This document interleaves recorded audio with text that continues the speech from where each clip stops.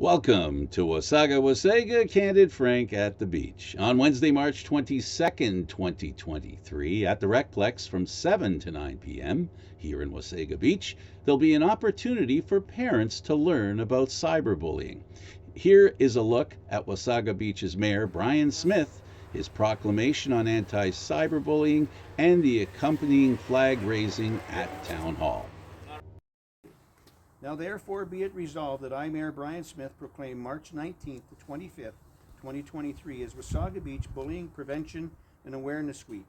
And be it further resolved that the town of Wasaga Beach urges schools, students, parents, recreation programs, religious institutions, businesses, and community organizations to encourage, to engage in a variety of awareness and prevention activities designed to make our community safer for all children and adolescents.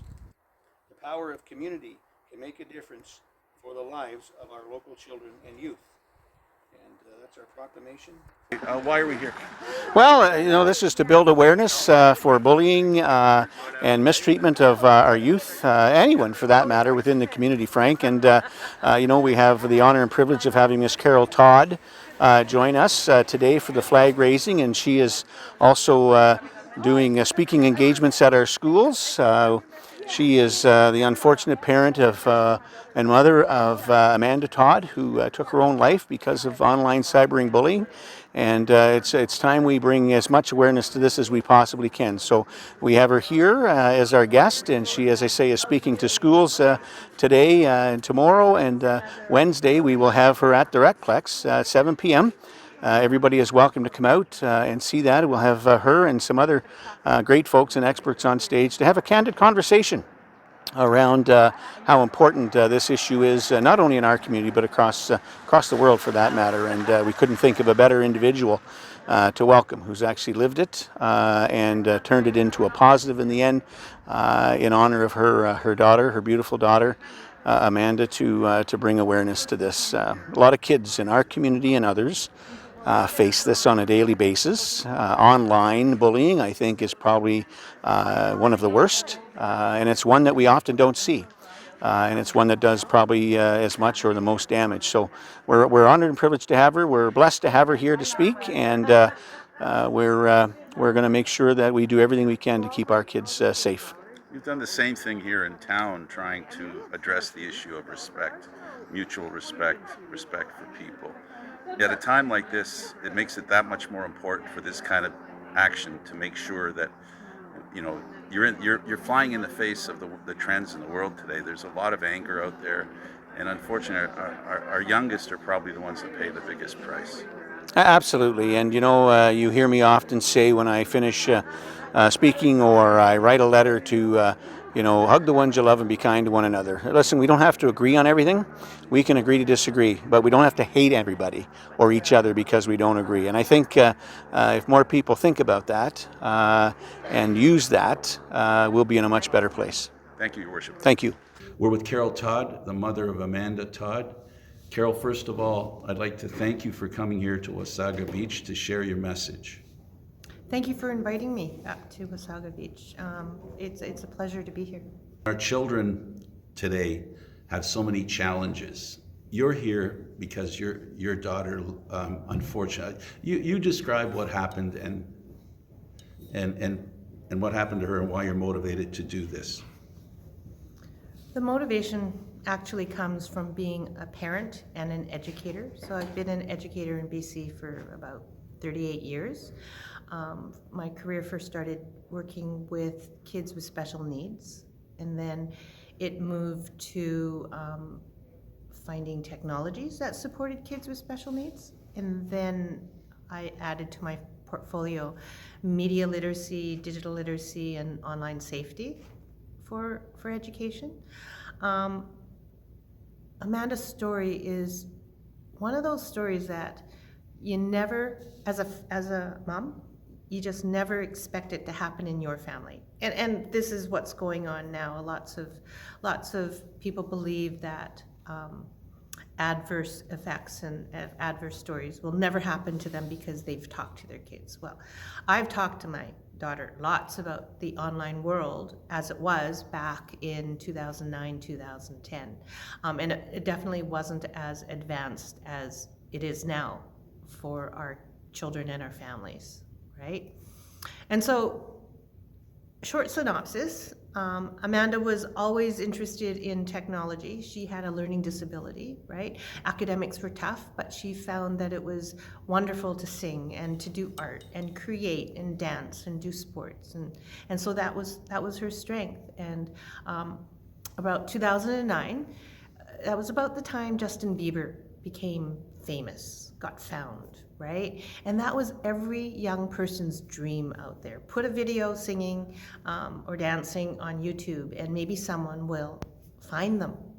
And so Amanda did, and she was found.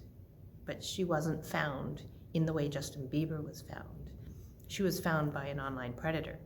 And so the grooming process started, right? He complimented her on her singing, and now she believed she was talking to a person of the same age, which we know now it really wasn't. I would say that back then, in 2009, her online predator was probably in his late 30s, right? And we do know now that her online predator had 22 aliases for which he followed Amanda on and talked and toggled on and off and became these other people that Amanda thought were all individualized. Somehow in the process of the grooming, process, the online predator convinced Amanda to lift up her top and share her breasts, which she did, and he took an image of it. There were some videos, but we don't know what was on the videos because they were deleted in his hard drive when evidence was presented in trial. Sextortion began. He started asking Amanda for more and threatening her that he would share out her image/video to her friends and family on her social media accounts. Amanda said, "No, I'm not doing this." And her online predator, her bad actor, her offender, shared out those pictures and images to friends and family. That started her spiral down because after it went out on social media, her peers, I won't even call them her friends, her peers, some of her classmates, decided to reshare, to screen cap, to shame her publicly on social media. So there was Amanda's self-image, her social emotional well-being was all spiraling at the same time. She became paranoid, she became socially anxious, she became afraid to walk out of the house because others would make fun of her, they would judge her. And so the important also point was that people said, well, she moved. Yes, she did move communities because of family situations, but the peers who decided it was fun to make fun of her kept finding her in different communities, and that's because technology has no boundaries. It has no walls, it has no doors, and kids find kids. Communities are no longer distanced by kilometers or miles. It's really close together when you have the world of the internet at your fingertips. Unfortunately, we know that Amanda's story has a sad ending. In 2012, in October, she died by suicide. She just struggled with her depression and the way people made her feel. And it all started back in the days when her online offender found her, and the timeline and the story just grew from there. So it wasn't just one thing, it was a whole bunch of things that we know now as the Amanda Todd story. That's the history. Any child, and I'm referring to your daughter as a child, any child, when previous generations were around, we called making children street proof. Now there's a different kind of proof we need, which has to do with the internet. You're going to be talking at our RecPlex here in Wasaga Beach. And I thank you for that. Thank you for taking the time to come there and to help parents and children understand some of the maybe red flags that they should be aware of. You don't have to go into a lot of detail, but we don't have the time here. But generally speaking, when you go to that event, what is your aim at that event? What are you trying to accomplish?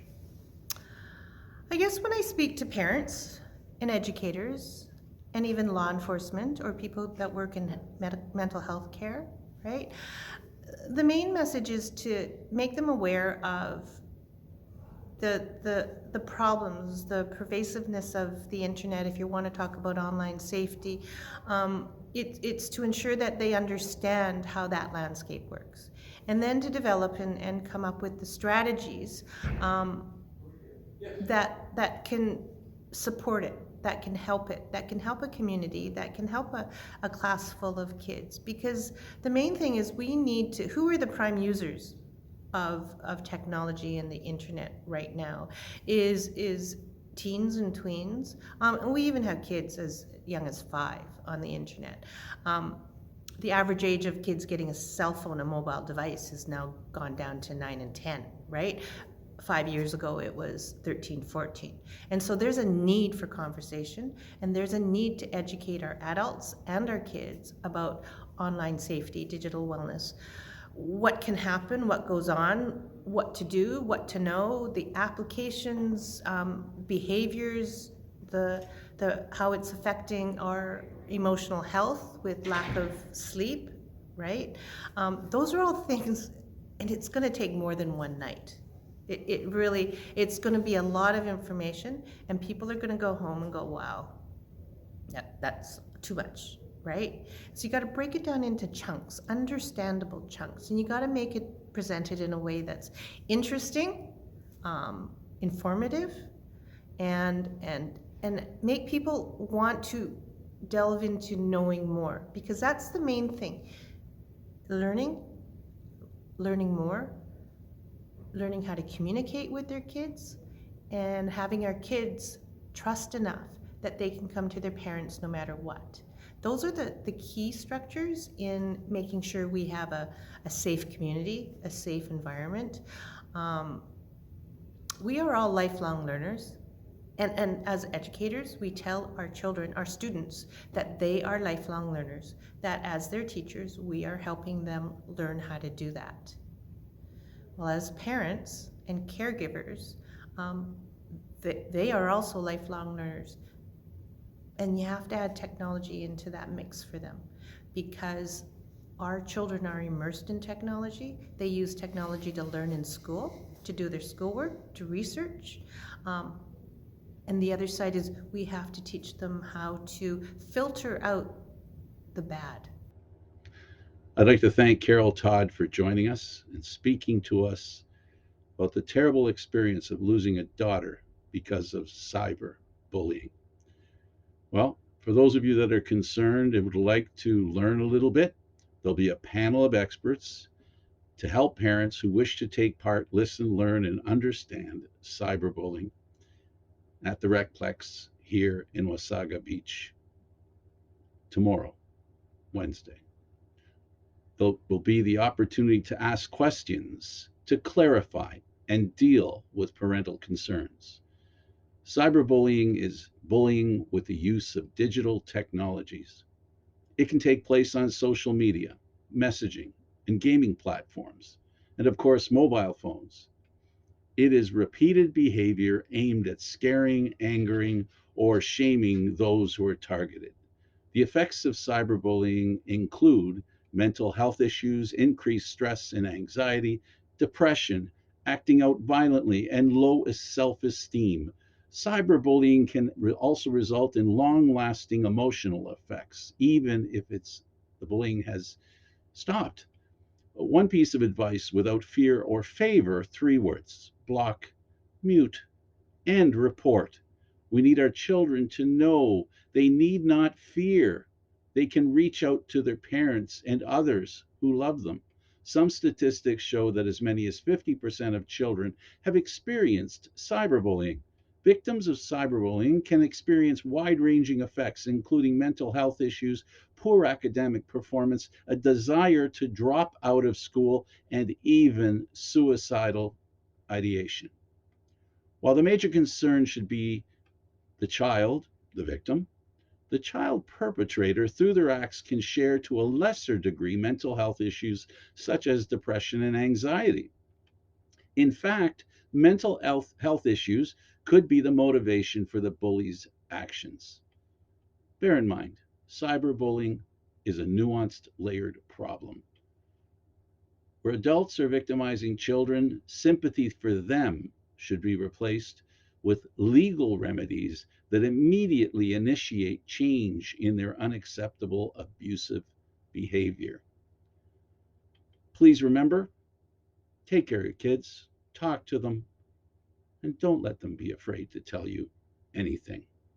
There are many of us out there who wish that was the case.